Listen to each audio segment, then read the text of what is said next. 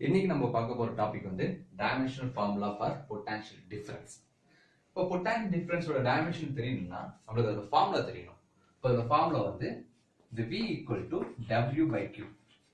W னா work, Q னா charge. அப்போ work ஒரு ஃபார்முலா இருக்கு இல்லையா? work ஓட ஃபார்முலா என்ன? force into displacement. ஓகேவா? by charge. charge ஓட ஃபார்முலா என்ன? IT. current into time equal to charge. அப்ப இதோட யூனிட் இதோட டைமென்ஷனை கண்டுபிடிச்சோம்னா நம்ம இதோட வேல்யூவை கண்டுபிடிக்கலாம். இப்போ ஃபோர்ஸ் ஓட dimension m l p power minus. Distance தானே டிஸ்பிளேஸ்மென்ட், அதோட டைமென்ஷன் ஃபார்முலா l பை கரண்டோட டைமென்ஷன் வந்து i தான், டைமோட dimension t. Okay, so next என்ன பண்ணலாம் பாருங்க. so m l p power minus 2. Okay, so l into l l square சொல்லலாமா? ஓகே, இந்த i மேல போனா i பவர் மைனஸ் 1, இந்த t மேல போனா t power minus 1, minus 1 minus 2 minus 3. okay, i power minus 1. this is the dimension formula of potential difference.